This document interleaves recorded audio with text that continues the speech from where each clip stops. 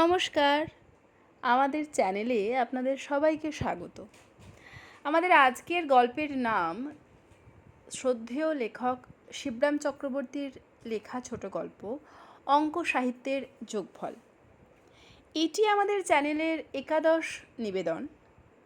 এর আগে 10টা গল্প আমরা অলরেডি পাঠ করেছি নিজেদের মতো করে, ছিমছাম একটা পরিবেশে, ছিমছাম একটা আবহাওয়ায়।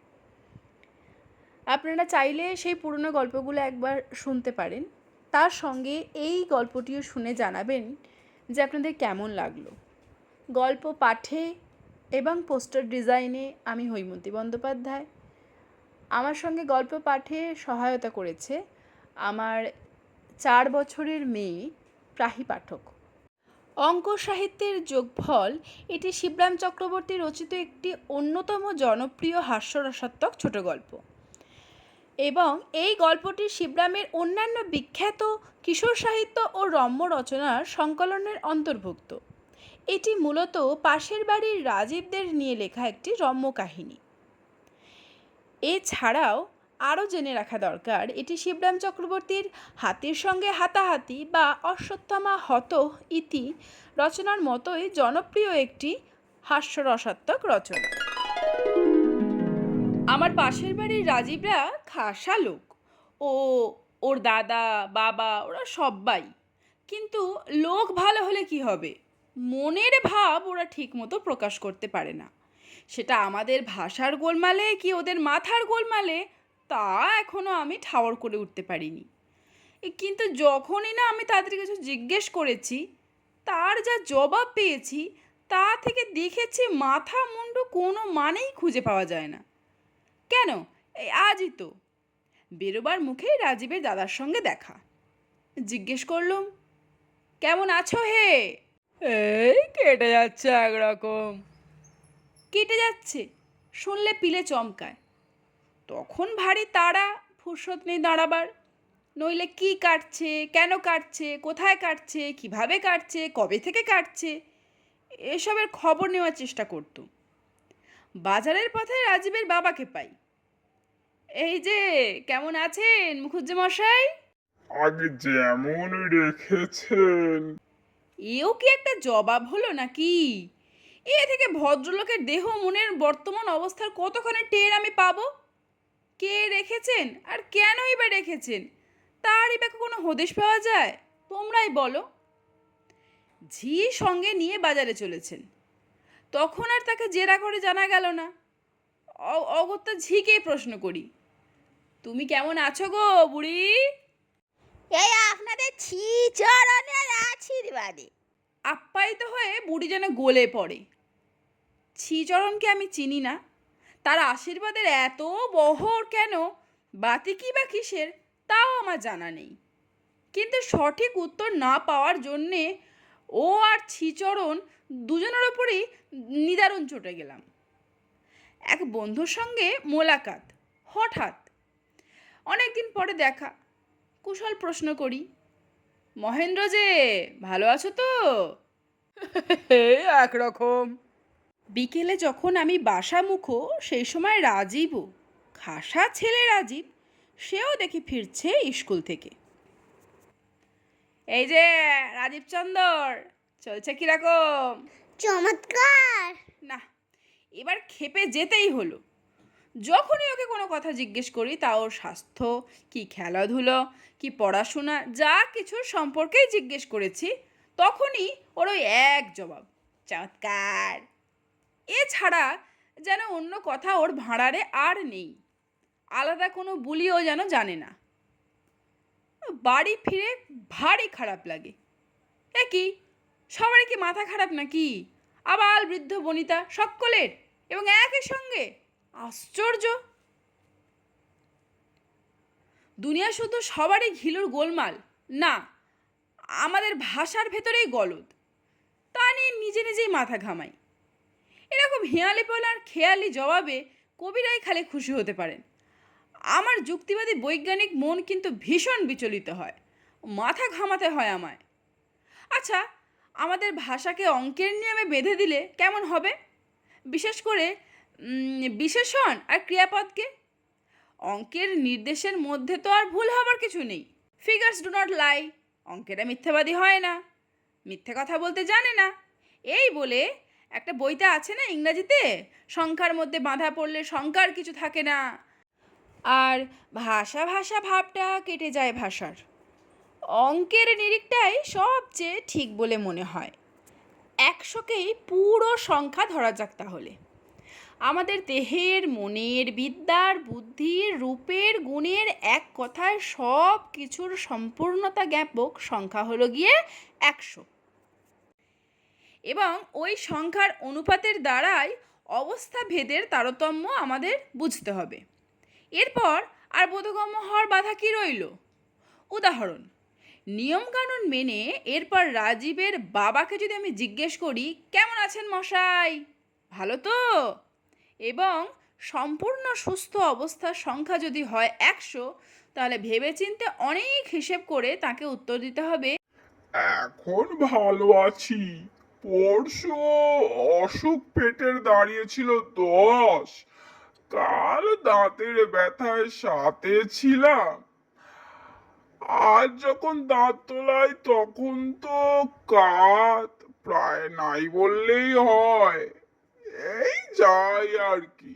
তারপর অনেকক্ষণ জিরোবার পর সামলে উঠলাম। সেই থেকে একটু দুর্বল বোধ করছি নিজেকে। এখন এই 53। অর্থাৎ যেদিন যখন যেমন তার শরীর গতিক। আমার বিস্ময় প্রকাশে বরং তিনি আরও একটু যোগ করতে পারেন, হ্যাঁ, 52 ছিলাম মশাই, কিন্তু আপনার সহানুভূতি প্রকাশের পর এখন একটু ভালো বোধ করছি আরো। তা ওই যাহা 52 তাহাই 53। সব সময়ই মানুষ কিছু একরকম তো আর থাকে না, সুতরাং সব সময় উত্তরই বা একরকম হবে কেন? এমনি সব ব্যাপারেই ভাব প্রকাশের দিকে ভাষার যে অসুবিধা আছে, সংখ্যার যোগে তা দূর হবেই। যেমন করে কুয়াশা দূর হয়ে যায় সূর্যোদয়ের ধাক্কায়। সাহিত্য আর অঙ্কের যোগাযোগে সাহিত্যের শ্রীবৃদ্ধি তো নির্ঘাত ঘটবেই। অঙ্কের সম্বন্ধেও আমাদের আতঙ্ক ঢের কমে যাবে। সেইটাই উপরন্তু, অর্থাৎ লাভের উপরে উপরি, ফাওয়ের উপরে থাউকো। না, এ বিষয়ে রাজীবের বাবার সঙ্গে একটা বোঝাপড়া এক্ষুনি হওয়া দরকার, এই দণ্ডেই, এবং রাজীবের সঙ্গেও। তখনই বেরিয়ে পড়ি 62 বেগে। ওদের বাড়ি বরাবর গেছি, দেখি শ্রীমান রাজীব লোচন সদর রাস্তায় দাঁড়িয়েই ঘুড়ি ওড়াচ্ছেন 98 মনোযোগে। খুব যে ঘুড়ি ওড়াচ্ছ দেখছি। চমৎকার। আমার প্রশ্নের জবাবে রাজীবের সেই এক কথা, কিন্তু বাড়ির ছাদে ওড়ালেই ভালো ছিল নাকি? তোমাদের বাড়ির ছাদে তো বারান্দা নেই। ঘুড়ির উত্থান আর তোমার পতন দুটোই একসঙ্গে হতে পারত, তাহলে খুব সুবিধার হতো, তাই না? চমৎকার। তা তোমার বাবা এখন কি করছেন? বলতে বলতেই সে পিছু হটতে শুরু করে। ঘুড়ির তাল সামলাবার তালেই চোখকে আকাশে রেখে পুরোপুরি 100ই। ওর মনও ঘুড়ির সঙ্গে একই সূত্রে লটকানো। ওর স্থূল রাজীব অংশই কেবল পিছু হটে আসে পৃথিবীতে, আসে চকিতের মধ্যে আর 92 বেগে, এত তাড়াতাড়ি যে আমি ভ্রুক্ষেপ করবার অবকাশই পাই না। এক মুহূর্তে সে আমার 100 কাছাকাছি এসে পড়ে। 100 মানে ঘনিষ্ঠতার চরম যাকে বলা যায়। আমি কোকিয়ে উঠি সেই ধাক্কায়। কানা নাকি মশাই? আমার দিকে না তাকিয়েই ওর জিজ্ঞাসা, তুমি 87 না বলো কি আর বলবো তোমায়? বাবারে, দেখতে পান না চোখে? আকাশে চোখ রেখেই ওর চোখা প্রশ্ন। বরং 75 চক্ষুষ্মান। 100ই ছিলাম, কিন্তু তোমার লাটাইয়ের চোট লেগে চশমার একটা পাল্লা ভেঙে গিয়ে বাঁ চোখে এখন অর্ধেক দেখছি। বলে আমার আরও অনুযোগ, একটা পাল্লা মানে চশমাটার 50 পাল্লাই বলা যায়, তোমার পাল্লায় পড়ে এই দশা হয়েছে আমার। হ্যাঁ? এবার সে ফিরে তাকায় 93 বিস্মিত হয়ে। কি বললে? আমার ধারণা ছিল তুমি 42 বুদ্ধিমান, কিন্তু দেখছি তা নয়। বয়স 13 হলে কি হবে, এই 13তেই 3 13 39 পেকে গেছো তুমি। 72 হতভম্ব হয়ে যায় সে। কি সব আলবল তাবল বলছেন মশাই, পাগলের মতো? এখন দেখছি তুমি 89 ইঁচড় পাকা। আর আপনি 500 উঁচবুক। জোর গলাতেই সে জাহির করে। আমি 97 অগ্নিশর্মা হই, 5 আঙুলে ওর 50 কান পাকড়ে ধরি। বললেই হলো 500। সংখ্যা দর্শন বোঝা এত সোজা না, 100-র ওপরে কোনো সংখ্যাই নেই। বলে 43 কান পাকড়ে 75 জোরে 85 আরামে মলতে শুরু করে দিই। ভাবতে থাকি মোট কান সংখ্যার বাকি 50কে রেহাই দেব, কিন্তু না, একসঙ্গে বাগিয়ে ধরবো, কিংবা আমার মুক্ত 50 হাতে ওর 22 গালে 82 জোড়ালো এক চোর কষিয়ে দেবো এক্ষুনি। ইত্যাকার বিবেচনা করছি, এমন সময়ে ও তীব্র চিৎকার শুরু করে দেয়।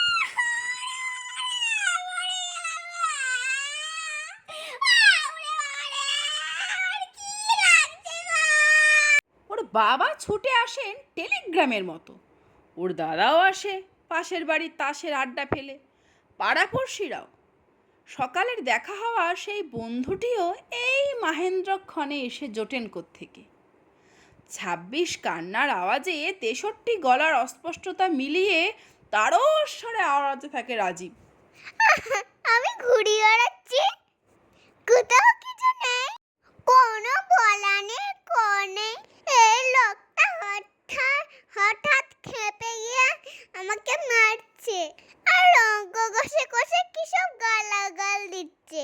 শুনে সবাই আস্তিন গোটাতে শুরু করে, আর আমার বন্ধু মহেন্দ্র এসে পড়েন মাঝখানে। আহা, করছেন কি দেখছেন না, ভদ্রলোকের হিস্টিরিয়া হয়েছে। হ্যাঁ, হিস্টিরিয়া? দেখছেন না, চোখ লাল আর গা কাঁপছে ওর, সবই হিস্টিরিয়ার লক্ষণ। চোখ লাল আমার 94 রাগে, কাঁপছিও সেই কারণেই। হিস্টিরিয়া না কচু, তবু ওদের 72 বোকামি আমাকে 92 অবাক করে দেয়। আমার বন্ধু অকস্মাৎ ডাক্তার হয়ে ওঠেন। জল, কেবল জলই হচ্ছে এ রোগের ওষুধ, রক্ত মাথায় উঠলেই মৃত্যু, রক্ষে নেই তাহলে আর। হিস্টেরিয়ার নামে ওদের বীররস অচিরে অপত্য স্নেহে পরিণত হয়। যে যার বাড়িতে ছুটে যায়, এক এক বালতি জল নিয়ে বেরিয়ে আসে ছুটতে ছুটতে, আমার মাথায় ঢালতে শুরু করে সবাই মিলে। বাধা দেওয়ার আগেই বালতি খালি হয়ে যাচ্ছে, জামা কাপড় ভিজে আমার 100ই। এ কি আপদ বলো দেখি, ভারী বিচ্ছিরি। আমি পালাবার চেষ্টা করি, জোনা কয়েক মিলে চেপে ধরে আমায়। আরো আরো আরো আরো আরো বালতি করে জল দিতে হবে, আরো জল দে। হাঙ্গামার কাকে বলে? একে পৌষের 95 শীত, তার ওপরে 52 কনকনে ঠান্ডা জল, আর তার ওপরে এই দুর্যোগেই সাঁই সাঁই করে বইতে শুরু করেছে উত্তরে হাওয়া 77 শীতল। কাহা তক আর সওয়া যায়, এক ঝটকায় হাত পা ছাড়িয়ে নি, বলি তোমাদের এই 49 পাগলামি বরদাস্ত করা সম্ভব নয় আমার পক্ষে।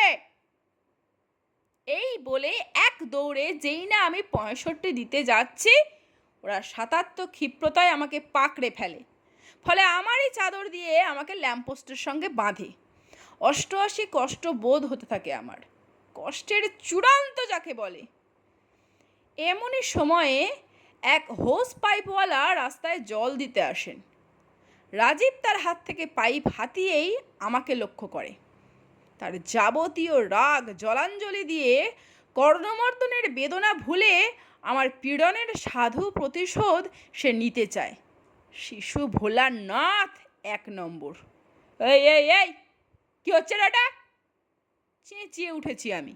ষাটের বাছা, শুনবে কেন সে? উন্মুখর জলের তোড় ছেড়ে দেয় সে আমার মুখের ওপর।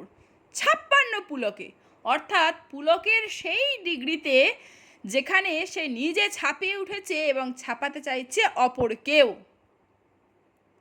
এতক্ষণে ঠিক হয়েছে।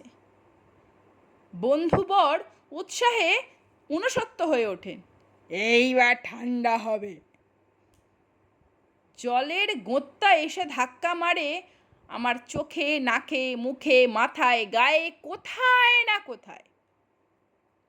কতক্ষণের এই বরফি জলের টান সামলানো সম্ভব একজনের পক্ষে? ক্রমশই আমি কাহিল মেরে আসি। একেবারে ঠান্ডা হতে, অর্থাৎ 5:75 পেতে আর বেশি দেরি নেই বুঝতে, বিলম্ব হয় না আমার।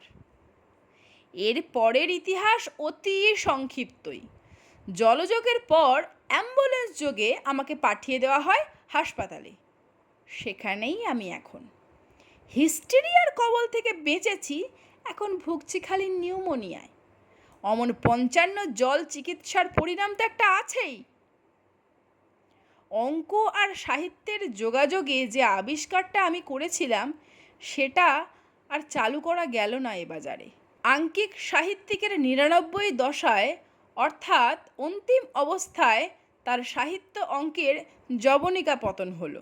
সাহিত্য প্লাস অঙ্ক, তার সঙ্গে যদি সামান্য একটা ছেলেকে যোগ দেওয়া যায়, তার ফল দাঁড়ায় প্রাণ ও বিয়োগ, অর্থাৎ একেবারেই শূন্য। ক্ষুদ্র বৃহৎ একই বা কি আর 100ই বা কি, সব ব্যাপারেই ছেলেদের পাশ কাটিয়ে যাওয়াই নিরাপদ। Child is the father of man, Wordsworth বলেছিলেন। এই কথাগুলোর মানে আমি বুঝতে পারলাম এতদিনে, আমার হাড়ে হাড়ে।